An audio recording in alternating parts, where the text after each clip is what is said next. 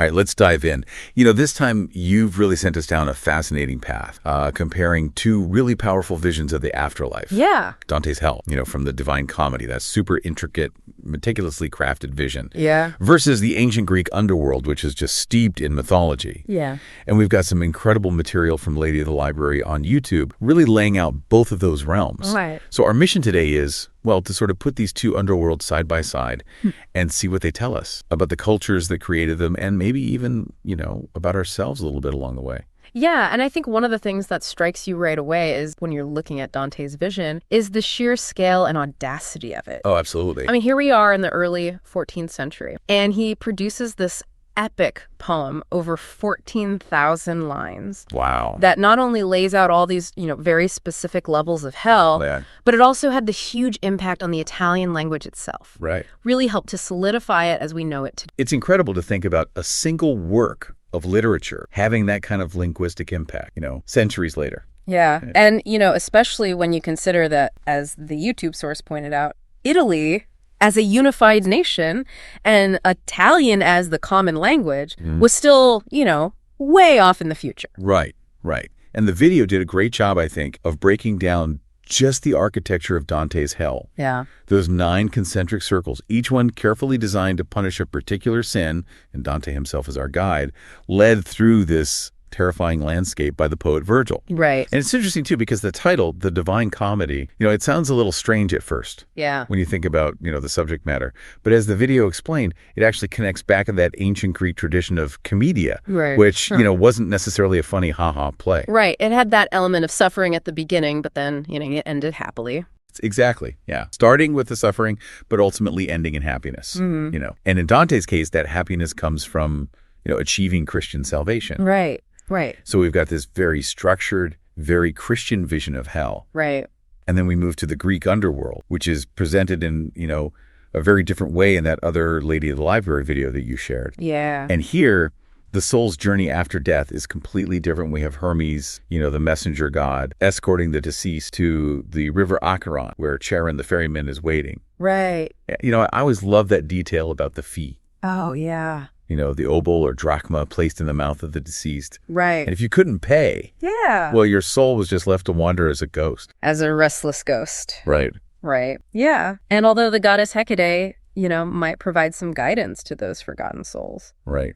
Yeah, it really makes you think about the societal implications, doesn't it? Like, what did it mean if your family couldn't afford that ritual? Yeah, absolutely. And, I think what's really interesting is how the idea of judgment itself differs so much between those two systems. Absolutely. In Greek myth, you've got Minos, Rhadamanthus, and Aeacus. Right. These, legendary judges. They're almost mythical figures. Yeah. Who are deciding the fate of souls. Right. And you could be sent for purification. Right. Or down to the depths of Tartarus, if you were really wicked. Yeah. Or up to the Elysian fields. If you were particularly virtuous. If you were really good, yeah. And then, what's really interesting is that there was this possibility of redemption. Oh, right. Even reincarnation for those who were, the video put it slightly naughty. Yeah, like not the worst of the worst. Yeah. Which is a huge contrast to Dante's Hell. Right. Where it seems like once you're in, you're in. Yeah. And, the punishments are very specific and there's no getting out. Yeah. Very rigid and defined. Right. So maybe we can talk about some of the specific circles of hell that you saw in the YouTube videos. Sure. And sort of compare them to these Greek notions of what happens after you die. Right. So the first circle, Limbo. Yeah. This one is so interesting to me because this is where Dante puts the virtuous pagans. Right. So these are people who lived, good lives, but they weren't baptized or they lived before the time of Christ. Right. So their punishment isn't like physical torment, but it's this sense of longing, of deprivation. And it's pretty amazing like who he puts in there. Yeah. We've got, Homer, Aristotle, Socrates, Plato, and even Islamic scholars like Isa, which is Ibn Sina. Right. And Averroes, which is Ibn Rushd. And placing these figures, especially Averroes, who was later associated with atheism in a relatively, respectable part of hell, is it's a bold move for a 14th century Christian writer. Yeah, that's a really good point. And the video, I thought, did a great job of highlighting their impact on the Western Renaissance and the controversies, that surrounded a figure like Averroes. And then, of course, you've got Virgil himself, right, Dante's guide, who's also a pre-Christian poet residing in Limbo. It really makes you think about Dante's own sense of fairness. Yeah. He acknowledges their virtue, but also adheres to this theological doctrine. Right. That says, if you weren't a Christian, you can't, you can't get into heaven. It is really striking. And it speaks to, I think, a broader tension that we see throughout the poem between, his commitment to these religious doctrines, but also, his own personal sense of what is just and fair. Exactly. And the video also mentioned, the harrowing of hell. Right. Where Christ supposedly descended into limbo to free the Old Testament figure. Yeah, so even within Christian tradition itself, there were all these different ideas about, who might be in limbo and what their ultimate fate might be. Right. And I think the fact that Dante includes these Islamic thinkers is particularly fascinating. Because it suggests this level of intellectual respect that kind of goes beyond these strict religious boundaries. Right. Yeah. It really makes you question, what did Dante ultimately value more? Right. Strict adherence to Christian doctrine. Yeah. Or this idea of intellectual and moral virtue, even if it existed outside of that very specific Christian framework. Yeah. And then, of course, we move on to a very different kind of sin in the third circle, gluttony. Right. And the YouTube video I thought was really insightful in pointing out that Dante's idea of gluttony isn't just about, overeating or overindulging in food and drink. Yeah. He saw it as this insatiable desire, for wealth, for power. Right. And he really believed that this was destroying his beloved Florence. Yeah. And the punishment in the third circle is pretty awful. Oh, yeah. You've got these gluttons lying face down in this icy, muddy mire. Yeah. They're constantly bombarded by freezing rain and hail. It's a pretty visceral image. It is, yeah. You can almost feel it. Yeah, and it's kind of like pigs wallowing in a trough. Right. And it's interesting, too, because this is where we see that really fascinating kind of cross-cultural nod. Yeah. You've got Cerberus. Right, the three-headed dog from Greek mythology. Exactly. Guarding the circle. And it's hard not to see, those three mouths as representing that kind of relentless, consuming hunger. Yeah, it's a really powerful image. And then the video also introduced us to Tiaco. Yeah. Who's not, a historical figure, but is this prophet of Florence's political woes. Right. And he's predicting events that, for the fictional Dante are still in the future, but for the real Dante have already happened. Right. Yeah, and that I think really highlights how Dante was using this epic poem as a platform to comment on and even, settle scores related to his own exile from Florence. Right. So it's not just, abstract theology. Yeah. He's really dealing with these very real, very personal, very political issues. Absolutely. And the turmoil between, the Guelphs and the Ghibellines and later the black and white Guelphs, that's clearly connected in his mind to this sin of excessive desire. Yeah.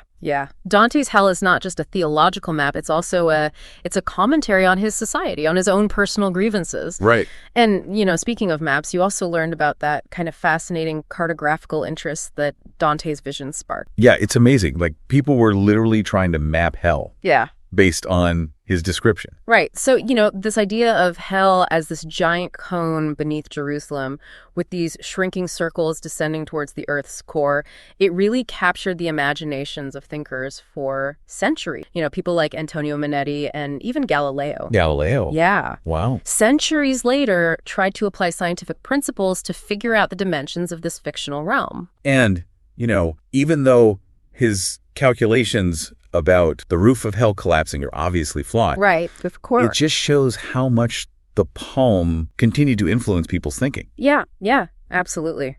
And then, you've got Botticelli's famous illustrations, which really, gave us a visual representation of this terrifying underworld. Absolutely. And that blend of classical figures like Virgil and Charon with, Christian cosmology, as the video pointed out. That was a very deliberate choice by Dante from the very beginning. Right. And it makes sense when you think about it because Dante saw himself as kind of inheriting and building upon that classical tradition. He saw himself as standing on the shoulders of giants, so to speak. And it's such a contrast, though, between this very structured, geographically defined hell and the Greek underworld, which is much more fluid. Right. Yeah. And less, specifically focused on punishment. Right. Exactly. You had the Elysian Fields, which was this place of reward for heroes. Yeah.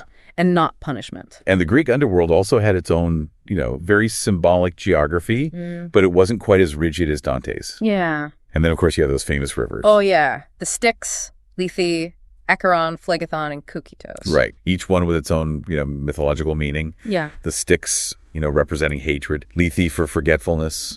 Acheron for woe. Phlegethon, the river of fire. Yeah. And then the icy Kokitos, the river of wailing. Right. And the Lady of the Library video on that topic really brought those rivers and their mythological significance to life. Oh, yeah. Everything from Achilles and his near immortality from being dipped in the river Styx to the idea of drinking from the Lethe. Right. To forget your past lives before you're reincarnated. That's in Plato's myth of Right. Yeah, and that idea of reincarnation, which we see in the Greek sources, is a really fundamental difference. Right. Because while both systems have this idea of judgment after death, the outcomes are really, really different. In Dante, judgment, although we don't see the process itself detailed in these videos, but it clearly leads to this permanent placement within a particular circle of hell. Yeah. Based on the sins that you committed in life. Right. But in the Greek system, while you definitely had eternal damnation in Tartarus for the truly wicked, you also had all these other possibilities. Yeah. You had purification. You had this kind of neutral waiting room in the Asphodel Meadows for, the unremarkable. Right.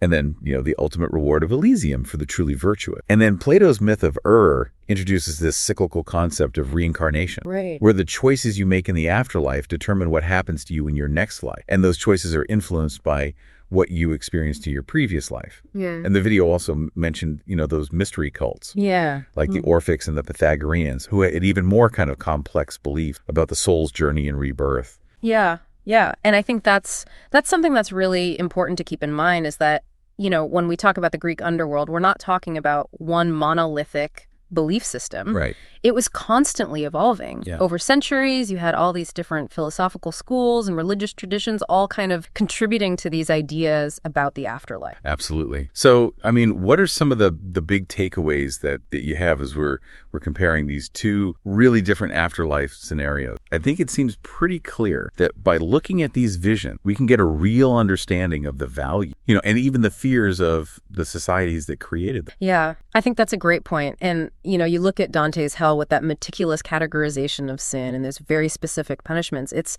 it really reflects that very particular medieval Christian worldview, Yes. Very concerned with morality, with transgression.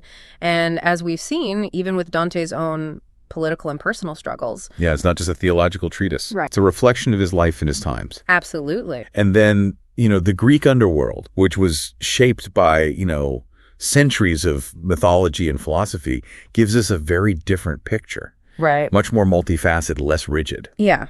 More open to interpretation. Yeah. And we see these themes of heroism, fate, the possibility of purification, and that recurring idea of rebirth. Absolutely. And as that first video that you shared pointed out, with the examples of Pope Celestine V and Boniface VIII, right, being placed in Dante's hell, it really emphasizes that this poem is deeply embedded in the historical and political context of its time. Yeah. It wasn't just, abstract theology. It was very much a commentary on the events and the individuals that shaped Dante's world. Right. So we've gone on this deep dive into Dante's hell and the Greek underworld. And I think it really leaves us with a lot to think about. We've explored these two really influential, really different depictions of what might lie beyond this life. Dante is incredibly detailed and theologically driven hell, right, which stands in such stark contrast to the more ancient, mythologically rich, and ultimately more varied landscape of the Greek underworld. Yeah. And, here's where it gets really interesting for you. Think about how these two very different visions might have shaped the behavior and beliefs of the people who lived in those times. Oh, yeah. Did those really vivid, really terrifying punishments in Dante's hell serve as a stronger deterrent against sin than the perhaps less clearly defined consequences in the Greek underworld? Right. Or did the Greek vision with the promise of Elysium, the possibility of a new life through reincarnation, offer a different kind of motivation for living a virtue? Right. Maybe one that was more hopeful, less focused on punishment. Yeah. And, I think that this comparison really raises a crucial question for you to think about. Oh, yeah. In our own world, which is increasingly diverse and, often secular, what kinds of stories do we tell ourselves about death and the afterlife? Or even the lack of an afterlife? Yeah. And what impact do those beliefs have on how we live our lives right here, right now? That is a great question. That's something to really ponder. Absolutely. Well, thank you so much for bringing these fascinating sources together. I hope this deep dive has given you some new insights into these very different but very powerful visions of the afterlife. Yeah, and keep those questions coming. Oh, yeah. We're always happy to explore them with you.